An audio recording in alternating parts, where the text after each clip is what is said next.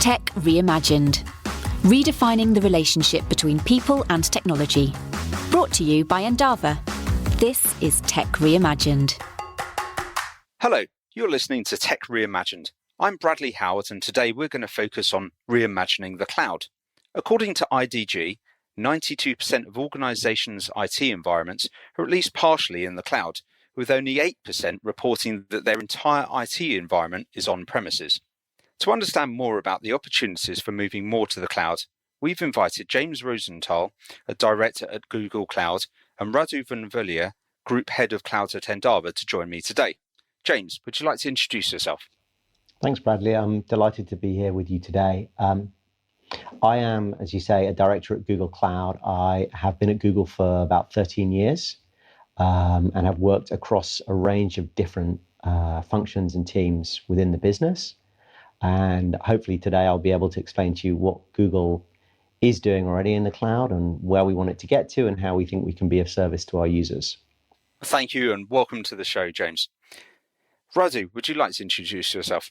Hi guys, my name is Radu Vunvulea. I'm a Group Head of Cloud inside Endava. Part of my time I'm supporting customers to be able to build their cloud vision and to impress cloud. Well, welcome to the show, Radu. So in 1943, IBM said, I think there is a world market for about 5 computers.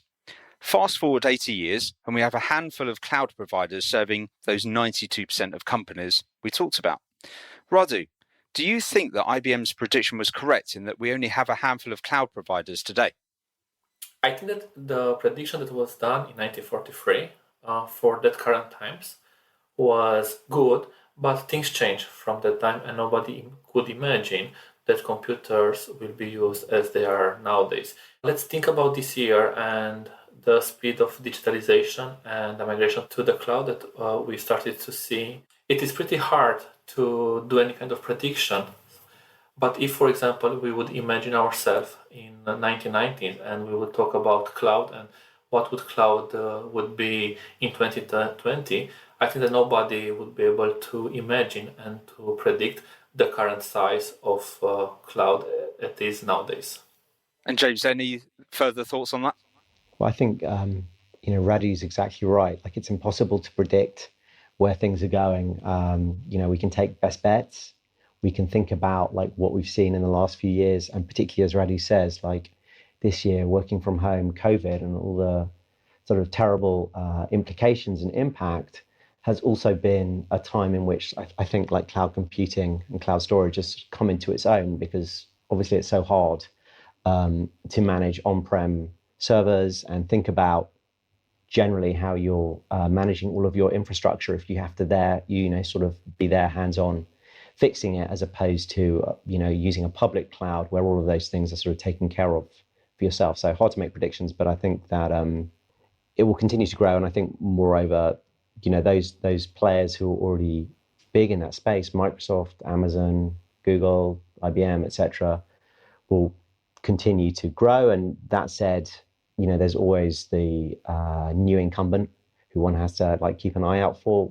Often at Google, when we're asked which of our competitors we're most concerned about, I think we generally think, well, it's probably 2 or 3 people who are hunched over their laptops in a garage coming up with something that's really disruptive and transformational, rather than the sort of businesses that we all know well, the Microsoft, Amazons, who are all doing a brilliant job, but they're more of a known quantity.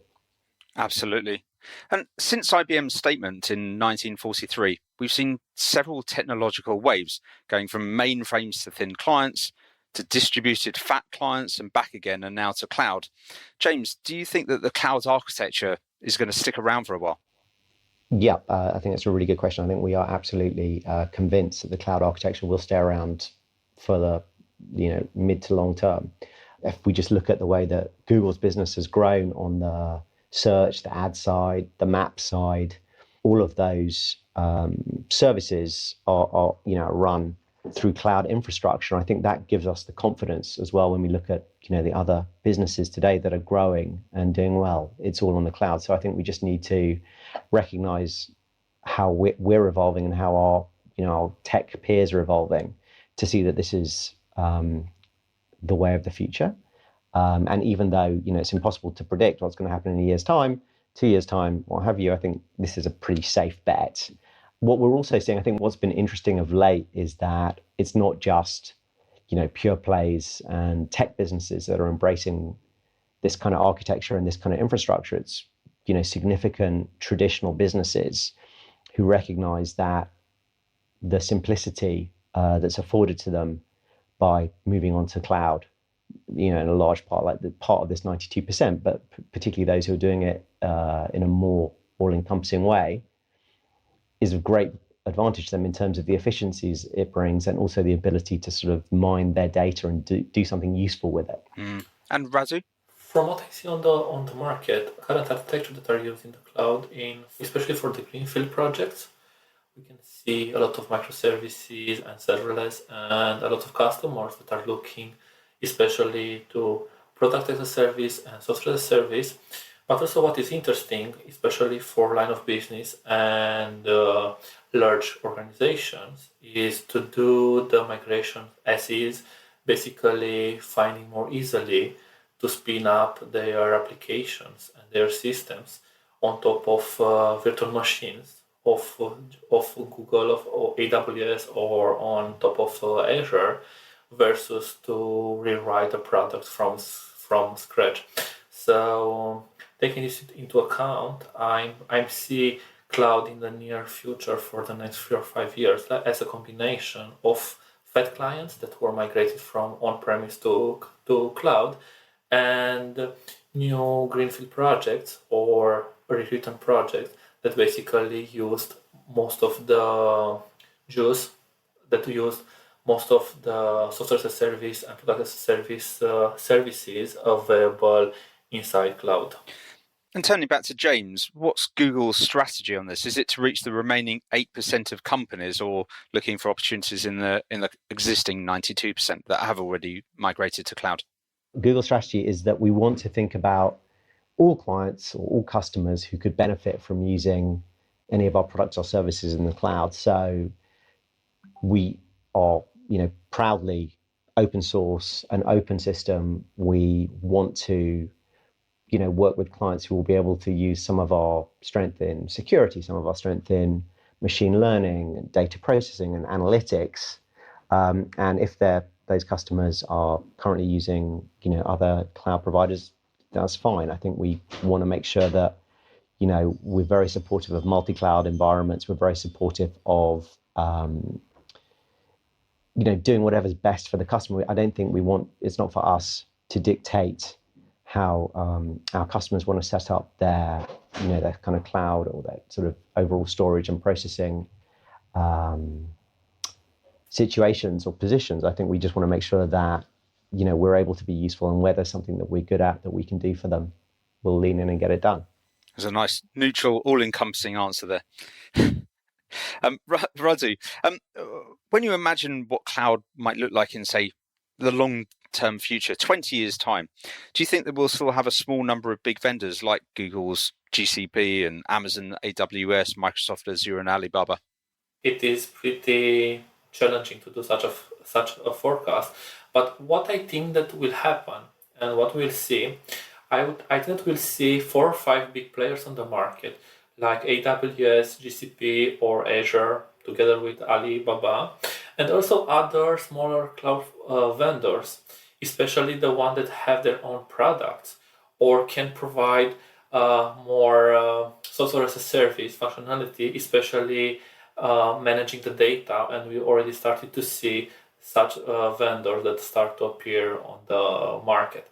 The biggest problem for small cloud vendors, to be able to reach the size that, for example, Google or AWS has nowadays, is that you will need to buy for a long period of time a lot of CPU and storage to be able to reach that mass, that size that the current big vendors has.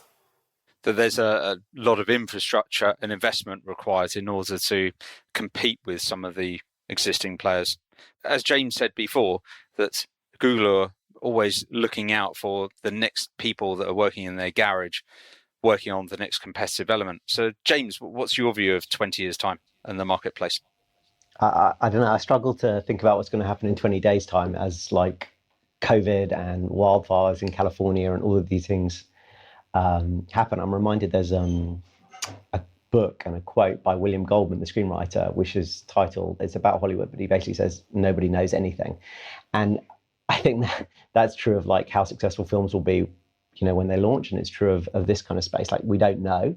So, what we're trying to do is continue to build products that we believe serve our users well, and recognize the fact that I think there's currently, the last stat I saw was about 4.5 billion or 4.6 billion people are currently online globally.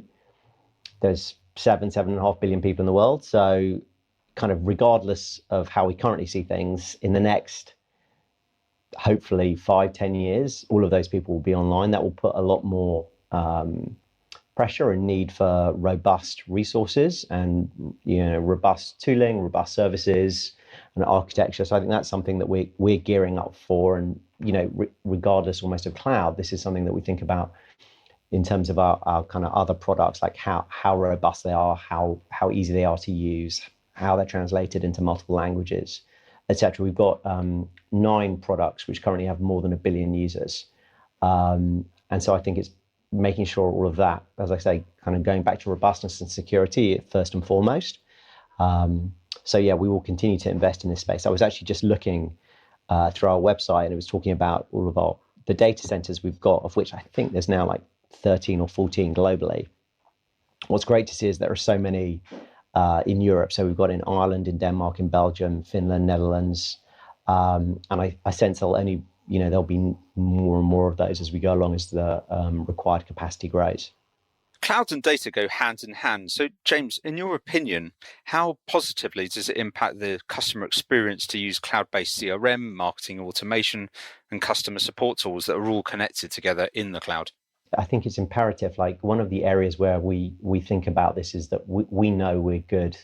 If you kind of go back to our mission statement of organizing all the world's information and making it universally accessible. And I think we can bring that skill and that service to any of our users of Google Cloud, insofar as the same tools that we use, like BigQuery and the various different sort of machine learning principles that we use for organizing all of our data and all the searches that we are conducted every day, and all the videos that are uploaded to YouTube, and all the different kind of ways, traffic updates, using that same kind of ability to process data quickly and get insights, I think is exactly the sweet spot of what it is we're trying to do, whilst obviously making sure security and everything is top notch. I think the other thing that we're all kind of aware of is it isn't just having the data. It's obviously knowing what to do with the insights, or being able to drive the insights from it and then do something about it. And so I think as this kind of move to the cloud continues, more and more time will be spent working with businesses like Endava, thinking about what it is that those data signals are telling a business, and pivoting or changing course as necessary to make the most of the insights. And Radu?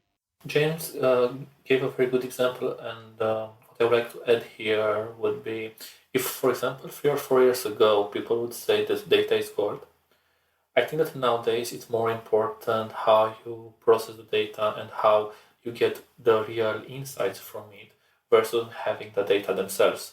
And because of this, the cloud vendors that provide the ability to do easily any kind of queries on the data and to apply different ML algorithms on top of that would be the one that will have success and will attract more and more organization to store and run their system on top of their cloud services. Yeah, definitely. And from a security point of view, this year I've seen that a very interesting thing happen. Not only most of the cloud vendors provide out-of-the-box functionality that is allowing us to encrypt the data and to keep it stored in the right regions and countries, taking into account different regulations and local laws. But also, we've seen a lot of countries that accept to store their data outside their country because they didn't have the capability to process the data fast enough to be able to respond to different internal events. for example, the spread of COVID in their own country. Something that James mentioned earlier was about security.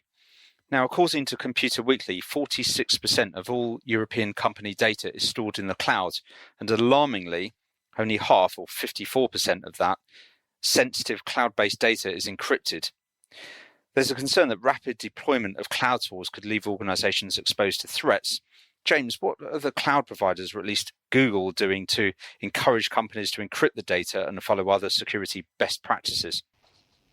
Yeah, that's a good question. I think we, as I said earlier, and as Radu mentioned as well, like security is first and foremost for us, and we sort of extend the view that we take in terms of protecting all of our users' data insofar as, if you've got a Gmail account, which I suspect you have, if you have YouTube channels, if you, use Google productivity tools like Docs and Sheets, all of that has to be, secured to the utmost, because the last thing, we would want is for there to be any breaches in terms of that, because ultimately, we don't own any of our consumers, any of our users. So if they felt or if they saw that the security was in any way compromised, or they didn't feel confident in it, they just go to another provider, another source, be it of search, be it of mail, be it of maps, or what have you.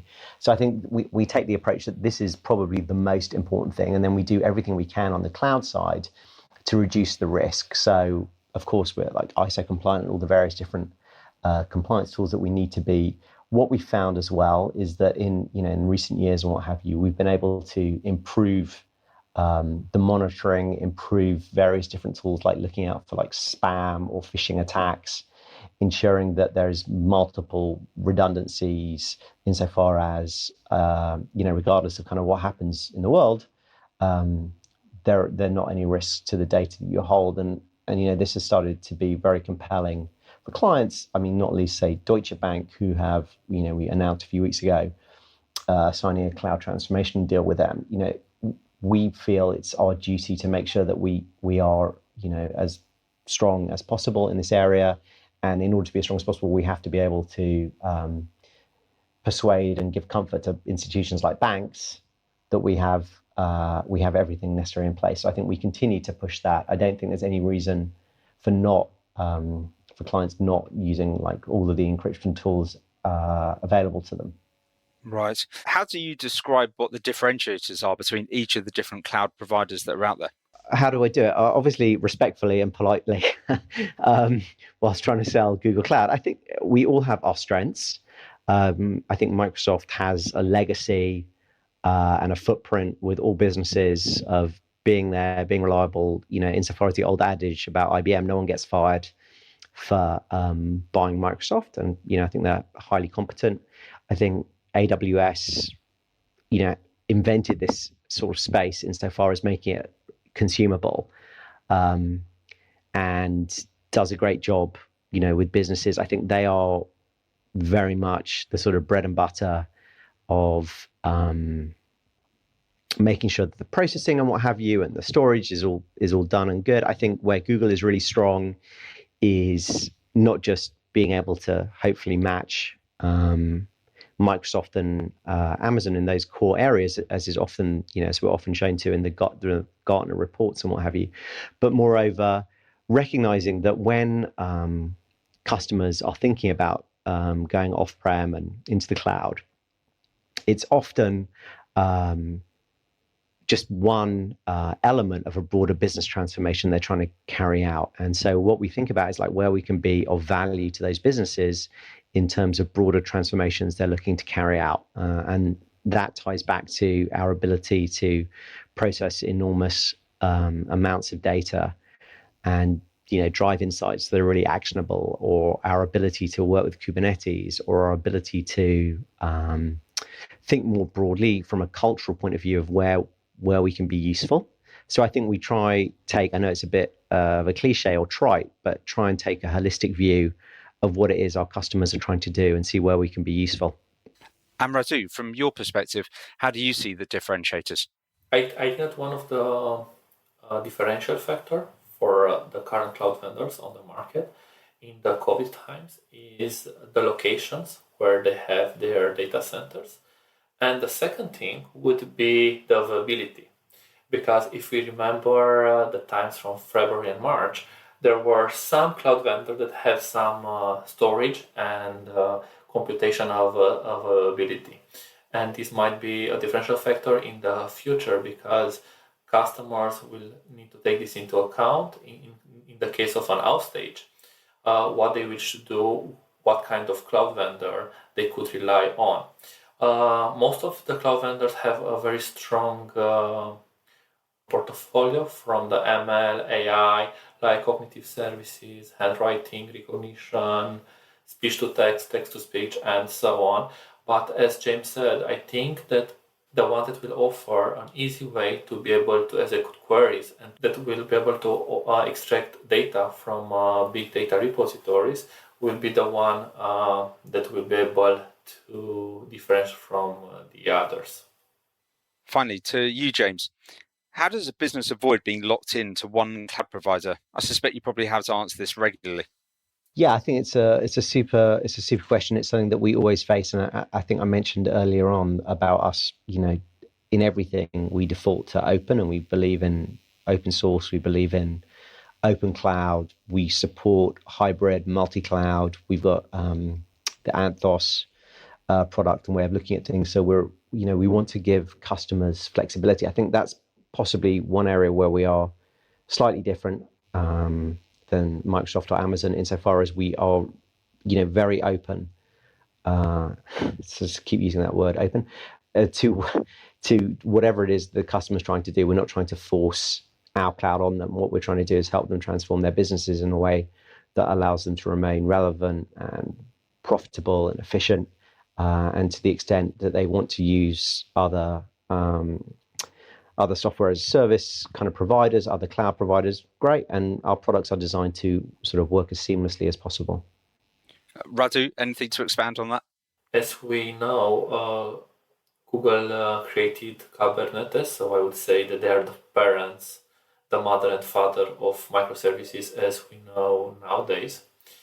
And related to the lockdown topic, one thing that many times customers are forgetting about is to do the match between the lockdown and the life cycle of the application, especially if you have a life cycle of 5 or 8 years.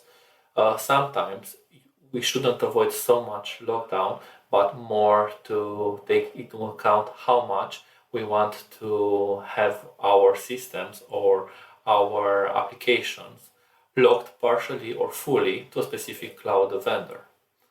Because the cost of creating a system that it have zero lockdown to a specific cloud vendor could be very, very high.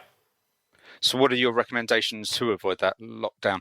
My recommendation would be, first of all, to analyze if the life cycle of the systems or the applications it overlaps with the contractual part with a specific cloud vendor. Meaning that if you, for example, use a specific cloud vendor for the next 5 years and the life cycle of the application is the same, then you shouldn't try too much to have locked in to a specific cloud vendor. And the second thing would be try to put on the paper the cost of using some of the services, especially from the source as a service, from a specific cloud provider versus creating or managing by yourself the specific services to avoid the lockdown, especially services that are enabling to process the data and to analyze them. Okay, so now we're going to move on to our Quickfire section. I'm going to ask you some questions, and we're looking for really short answers as best as possible, please. We'll start with James on the first question. What did you want to be when you grew up? Lawyer. And Radu? An historical researcher. Wow, that's the first time we've heard that answer. Second question.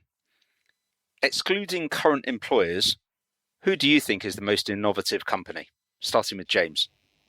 I'm really getting into Garmin at the moment. I like their watch, and I've become obsessed with looking at my blood oxygen levels on the back of COVID. So I think they're doing pretty good things. I like their products. How's it looking at the moment? Yeah, it's not bad, like 93, 94%. I think I'm all right. But yeah, I think that what I like about them is that they make all of their data and tools fun, accessible, easy to use. I'm not particularly into exercise or fitness, but they are nudging me in a behavioral economics kind of way to be more healthy. Excellent. And Radu? This is Microsoft with Office 365 toolset. And why? Because they were able to bring especially data, ML, and AI very close to end customers. And many times customers don't even know that behind the scene there are strong ML systems that are processing their documents or their emails and providing them insights. And sticking with Radu, what's your favorite phone app? My favorite phone app is FedMap. And it's very useful if you want to go hiking or riding your bike in the mountain especially, because it provides you a very nice view related to the landscape where you have roads or where you have a very big difference of altitude. And the most used application, I would say, after Facebook, of course, it is Outlook. And over to James, excluding your employer, what is your favorite mobile phone app?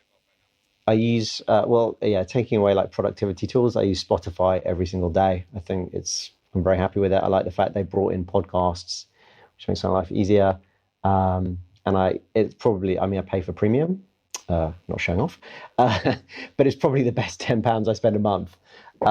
Insofar as I said, I use it every day. It finds new music that I'm going to like, and I don't listen to ads or anything like that. It's pretty cool. Over to Radu. If you could invite one person to dinner, dead or alive, who would it be and why? I would invite Ray Dalio, the author of Principles. It's one of my favorite books, and the stories that he has behind each principle, each code, are amazing, and I really enjoy a dinner with him, sharing maybe with me his life experience and his stories. And to James? Well, I'm impressed with Radu's choice. Sounds fascinating. I have to read that book. I was thinking about this a lot, and I think it's easy to be flippant. I'd probably have some, at the moment, because the world's so miserable, I'd probably have someone who's funny, like Stephen Fry. But generally, there's a book that I keep going back to, which is Viktor Frankl's Man's Search for Meaning. And it was written about his experiences in concentration camps, and then became a psychiatrist, and how he,